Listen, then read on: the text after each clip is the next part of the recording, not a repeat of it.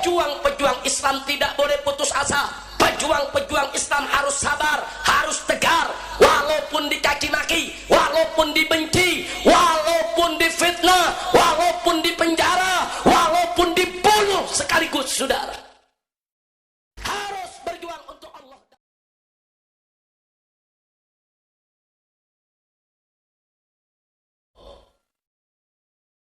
Tapi Allah berjanji, wallahu mutimmu nurih, dan Allah pasti akan menjadi penyempurna cahayanya, walau karihal kafirun, walaupun orang-orang kafir benci. Bahkan di ayat berikut Allah nyatakan, huwallazi arsala rasulahu bil huda wa dinil haq. Dialah Allah yang telah mengutus rasulnya dengan petunjuk wa dinil haq, dan dengan agama yang hak. Untuk apa? Liyudhhirahu 'ala dini kulli, untuk Allah menangkan di atas agama-agama yang lain, saudara, di atas semua agama yang ada. Walau karihal musyrikun, walaupun orang-orang musyrik benci. Pelajaran apa yang kita bisa dapatkan dari dua ayat barusan, saudara? Pertama, ada info ilahi bahwa musuh Islam akan terus-menerus berupaya untuk memadamkan Islam, sehingga umat Islam wajib untuk selalu waspada dalam rangka menghadapi mereka. Yang kedua, bahwasanya Allah berjanji Allah akan memenangkan agamanya, Allah akan menyempurnakan cahayanya. Artinya umat Islam yang memperjuangkan agama Allah, mereka tidak akan dibiarkan terpojok, mereka tidak akan dibiarkan kalah sendirian, saudara. Tidak, karenanya pejuang-pejuang Islam tidak boleh putus asa. Pejuang-pejuang Islam harus sabar, harus tegar, walaupun dicaci maki, walaupun dibenci, walaupun difitnah, walaupun dipenjara, walaupun dibunuh sekaligus, saudara. Harus berjuang untuk Allah dan Rasulnya. Takbir.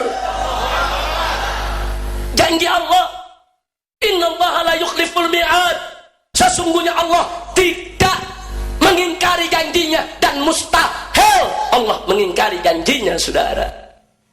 Hanya tinggal bagaimana kita menanamkan keikhlasan dalam berjuang, bagaimana kita menanamkan sabar di dalam perjuangan, dan tawakal, selalu menyerahkan diri kepada Allah subhanahu wa ta'ala. Nah, sekarang kembali kepada persoalan liberal. Mari kita lihat, barusan sebagian sudah dibahas oleh Habib Muhsin bin Ahmad Al-Attas, sudah dibahas oleh Kiai Haji Misbahul Anam. Saudara, saya hanya ingin ingatkan, kelompok liberal di Indonesia tidak akan pernah berhenti untuk menghancurkan Islam di negeri ini, saudara. Tidak akan pernah berhenti dengan berbagai macam cara. Mari kita buktikan. Dulu tatkala umat Islam di mana-mana, saudara, sudah muak dengan pornografi, porno aksi yang ditayangkan setiap hari oleh televisi, umat Islam melakukan gerakan minta kepada pemerintah agar dibuat undang-undang anti pornografi. Di mana-mana daerah umat Islam turun, pondok-pondok pesantren turun ke jalan, kiai-kiai dari NU, dari Muhammadiyah, dari FPI dan lain sebagainya, saudara.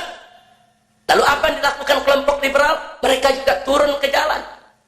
Mereka bayar orang-orang yang bisa dibayar. Mereka turun juga ke jalan untuk menolak. Tidak boleh ada undang-undang yang melarang pornografi di Republik ini, saudara. Sampai terjadi benturan. Sampai terjadi benturan, saudara, hanya gara-gara persoalan undang-undang pornografi. Bagaimana posko-posko FPI di berbagai daerah, termasuk di Jawa Timur, diserang oleh orang-orang yang tidak bertanggung jawab. Tapi umat Islam dari berbagai macam elemen tidak peduli, maju terus, sampai akhirnya DPR mengetuk palu, undang-undang pornografi diberlakukan. Alhamdulillah. Tapi apa liberal berhenti? Enggak, saudara. Begitu mereka tahu mereka kalah, undang-undang itu diberlakukan, mereka gugat. undang-undang pornografi ke Mahkamah Konstitusi. Mereka gugat. Andai kata gugatan mereka dikabulkan oleh Mahkamah Konstitusi, maka perjuangan umat Islam yang sudah bertahun-tahun akan kandas begitu saja, saudara. Lagi-lagi Majelis Ulama Indonesia menjadi lokomotif, mengajak Muhammadiyah, mengajak NU, mengajak ormas-ormas Islam, termasuk FPI. Kita lawan mereka rame-rame di Mahkamah Konstitusi, saudara. Berbulan-bulan di sidang, dan akhirnya alhamdulillah, akhirnya tuntutan mereka ditolak oleh Mahkamah Konstitusi. Alhamdulillah, kalah lagi liberal, saudara. Lalu apa setelah itu mereka diam? Tidak, saudara. Mereka tidak diam. Mana lagi yang bisa mereka gugat? Oh, undang-undang penodaan agama yang terdiri dari Perpres nomor 1 tahun 1965, Undang-Undang nomor 5 tahun 1969, lalu KUHP pasal 156A yang selama ini undang-undang tersebut digunakan untuk menangkap aliran-aliran sesat, untuk menangkap nabi-nabi palsu, untuk menangkap ajaran-ajaran palsu, saudara. Digugat. Andai kata gugatan mereka dikabulkan, maka tidak ada satupun aliran sesat di Indonesia yang boleh dibubarkan, saudara. Andai kata gugatan mereka dikabulkan, maka orang mengaku Tuhan bebas, tidak bisa diproses secara hukum, saudara. Ini mereka yang lakukan. Enggak berhenti kelompok liberal, kita lawan lagi mereka. Ormas Islam Bersatu, NU, Muhammadiyah, MUI, FPI, dan berbagai macam ormas lainnya, rame-rame kita lawan mereka di Mahkamah Konstitusi, saudara. Berbulan-bulan, dan alhamdulillah akhirnya liberal kalah lagi. Alhamdulillah. Apa mereka berhenti? Enggak. Mereka gugat lagi undang-undang perjudian, saudara. Mereka bilang larangan perjudian tersebut intoleransi, larangan perjudian tersebut merupakan pelanggaran hak asasi manusia. Mereka gugat ke Mahkamah Konstitusi. Andai kata gugatan mereka dikabulkan, maka judi bebas, mau dilakukan kapan saja, di mana saja di wilayah negara Kesatuan Republik Indonesia. Oh, dalam jumlah sedikit, jumlah banyak, mau depan masjid sekalipun tidak boleh ada yang larang, saudara. Akhirnya ormas-ormas Islam bersatu lagi, lawan lagi mereka di Mahkamah Konstitusi, dan alhamdulillah gugatan mereka ditolak lagi oleh Mahkamah Konstitusi. Alhamdulillah. Apa terus mereka berhenti? Enggak, mereka enggak berhenti, saudara. Mereka lihat lagi apa lagi yang bisa digugat. Oh, mereka mulai gerak. Ternyata, saudara, diam-diam para ulama, para kiai di daerah-daerah itu mereka bergerak, merangkul bupati, merangkul DPRD, sampai keluar perda-perda yang melarang minuman keras, saudara. Sampai ada perda-perda yang melarang aneka ragam kemunkaran, saudara. Kelompok liberal gerah lagi, mereka bilang ini perda-perda syariat. Ini perda-perda syariat menurut mereka mengancam Pancasila, mengancam Bhinneka Tunggal Ika, mengancam NKRI. Ini mengancam Undang-Undang Dasar 1945, mengancam keutuhan bangsa. Mereka gugat. Jadi ketika itu ada 351 perda yang melarang minuman keras di berbagai daerah, saudara. Ini mereka gerak, 351 perda itu udah lebih dari separuh daerah ada di Indonesia, saudara. Nah, begitu mereka gerak, mereka ambil satu sampel perda yang melarang miras yang ada di Indramayu, Jawa Barat. Karena ini perdanya melarang total, sama sekali minuman keras tidak boleh ada, saudara, di Indramayu. Mereka gugat ke Mahkamah Agung, judicial review. Kalau mereka menang, maka perda tersebut batal. Dan kalau perda tersebut batal dengan putusan MA, maka 350 perda yang lainnya, saudara, akan ikut batal. Karena itu merupakan jurisprudensi putusan Mahkamah Agung, saudara. Sengaja ini saya sampaikan supaya Anda tahu, liberal itu punya gerakan strategis. Mereka punya gerakan, saudara, terus menerus untuk menggerogoti Islam. Mereka nggak berhenti, saudara. Dan alhamdulillah begitu mereka gugat di Mahkamah Agung, dilawan oleh Bupati Indramayu, saudara, didukung oleh ulama-ulama se-Indramayu.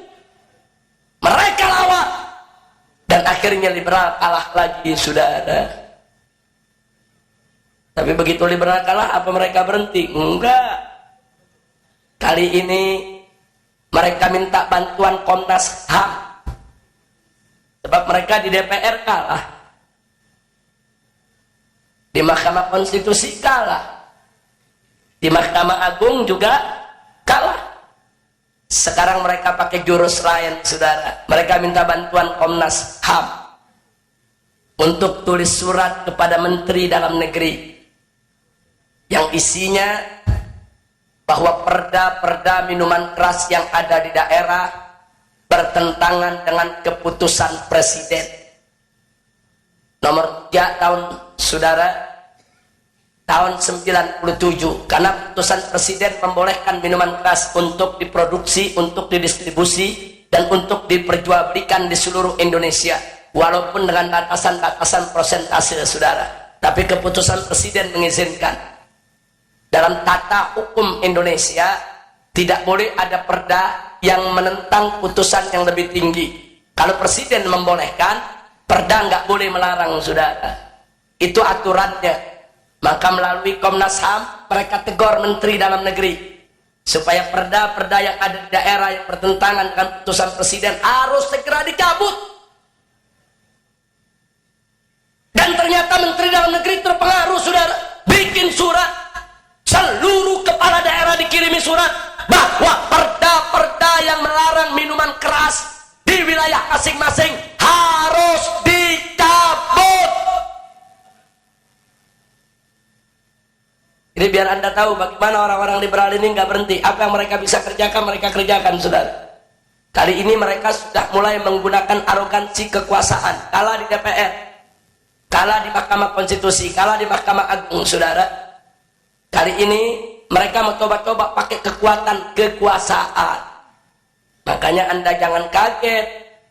Setelah itu terjadi, saya dan kawan-kawan di Front Pembela Islam di Jakarta mencoba mencari surat Menteri Dalam Negeri yang dikirim ke kepala-kepala daerah, saudara. Alhamdulillah kami dapat beberapa surat, kami baca, kami ada bukti. Ya, ternyata Menteri Dalam Negeri memang memerintahkan untuk mencabut perda-perda tadi, saudara. Kita surati Menteri Dalam Negeri, kita minta waktu untuk dialog. Sebulan tidak ada jawaban. Kita ingatkan lewat orang-orang yang ada di bawahnya supaya kami diberikan waktu dialog. FPI ingin datang dialog, surat sudah dikirim. 1 bulan lagi kami tidak ada jawaban, sudah 2 bulan. Kemudian laskar-laskar yang dibawa sudah gerah, minta izin kepada pimpinan supaya boleh untuk demo. Kami di FPI nggak boleh demo selama masih ada pintu dialog, saudara. Nggak boleh. Demo tidak boleh selama masih bisa dialog. Nah, tapi ternyata dialog sudah tidak bisa. Kita berikan ultimatum. Kalau Pak Menteri nggak mau dialog, apa boleh buat? Terpaksa laskar-laskar kami lepas untuk demo. Dan kami nggak tanggung jawab kalau laskar sudah demo. Kami sudah berupaya untuk dialog. Kalau laskar kami larang terus, nanti lama-lama laskar bilang apa? Ini Habib Rizik udah dibayar sama pabrik minuman keras. Orang demo aja nggak boleh. Dan itu nggak mungkin kami bisa lakukan lagi untuk meredamnya, saudara. Ternyata nggak dijawab juga. Akhirnya kami lepas tangan. Laskar datang ke Kementerian Dalam Negeri. Begitu laskar datang ke Kementerian Dalam Negeri, kami masih kirim SMS ke Bapak Menteri. Kami minta waktu dialog. Kalau Pak Menteri mau dialog, ini laskar dengan mudah kita bubarkan. Tetap tidak ada jawaban. Laskar di depan kantor Menteri minta kepada petugas yang ada, kami mau dialog dengan Pak Menteri. Apa jawab mereka? Menteri tidak ada waktu. Menteri sibuk. Jawaban-jawaban semacam ini tidak mudah diterima oleh laskar di bawah. Pak, Bu, laskar itu ibarat petasan. Ada yang sumbunya panjang, ada yang sumbunya pendek.